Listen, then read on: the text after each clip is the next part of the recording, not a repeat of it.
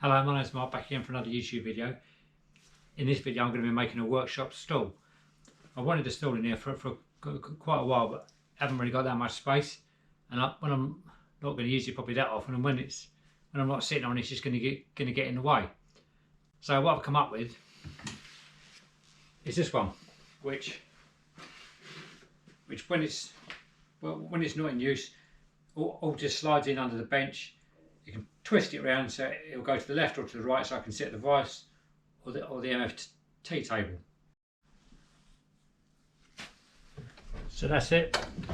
You don't want it in use, it just disappears under the bench. So I started off, I've mounted this lump of timber, which is like what the whole mechanism is going to sit on. That's the lowest point. Then on top of that, I've got some of these wheels. They go into washing machines and stuff and moving them. I had them knocking around for ages. They're a little bit battered, but I think they'll be all right.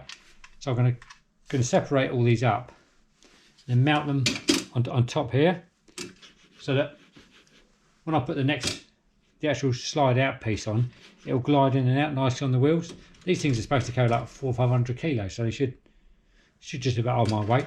Okay, so I've mounted these runners in, put that piece on the back there. So now I've got, it's quite hard to film under here, get the lighting right. So that'll nice slide out nicely on those runners. I've cut a rebate on the back there, so now I'm going to mount that piece of metal through there like that. So as it, obviously I'm going to cut it to the required length.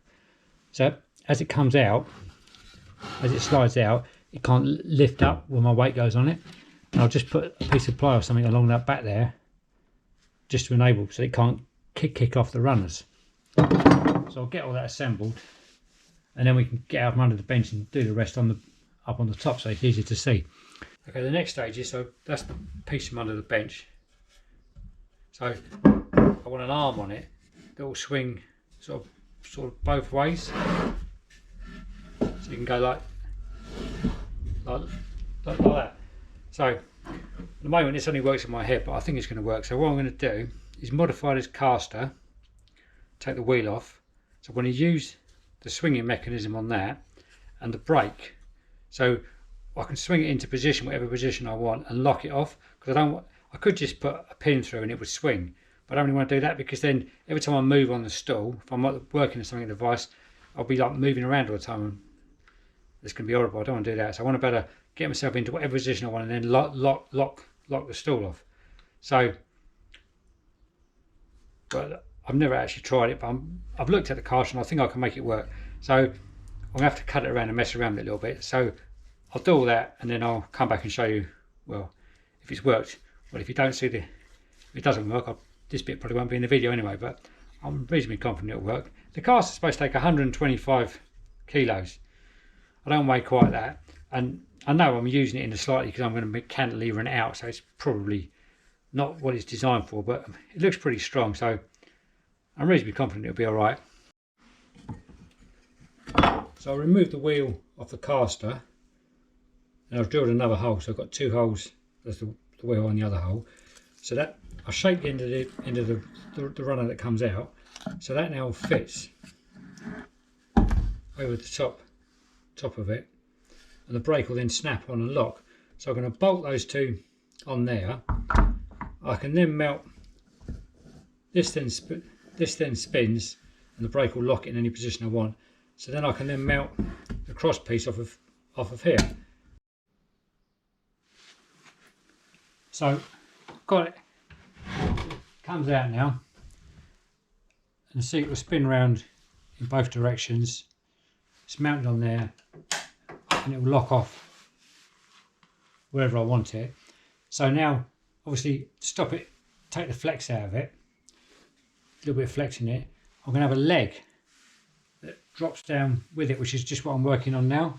Okay, that's the leg mechanism. So that goes in there, then drops down in there. So then the leg's there, comes out of there and slide along. That's just a simple seat back I've made up So I just use two layers of 6mm ply, glue them together, and I just cut that sort of curved section out, a bit of old timber, stuck all the clamps on there, so when the glue's dried it should come out that shape. And obviously it needs a bit of a round up and a clean up, but yeah, that's the seat back anyway. Made the back, just done a mortise and tenon joint, so it just fits in there nice and snug. It's the only bit that I think is going to have to detach, because there's just not enough room under there for it to fold down. I tried ages thinking about it, but I can't work out how to do it, not without cutting the bench, and I don't really want to do that. So it'll just lift out, you can just stash under there somewhere. I've also added a wheel to the caster to the bottom of here, so it can now be moved. Release that one. You know, it can spin around to any position. There's a brake on there, so you can lock it off in whatever position I want it. So that's it all finished then. I mean, it does the job. I mean, it's fairly basic. I just literally used what I was knocking around. All I bought was the 2 casters. You can spin around, set a device, and go all the way around the other way. Pop that off, spin the seat. You can sit up to the bench on it. It pulls out as far. I mean, there's quite a bit of pull out on it, so you can pretty much get in any position you want. Fold it up. Just have to lift that in there, spin that in there. Whole lot stows away under the bench. I mean, the only thing is you can't quite. Just not enough room for that seat back to hinge down. So I'm just going to stuff it down the side of the stuff it in there. It's out of the way. I mean, that's what it looks like when it's all stowed away under the bench, because it's almost completely out of sight. And thanks a lot for watching. Please subscribe if you haven't already. That'd be brilliant to help the channel. And if you have any comments, but please leave them in the comments.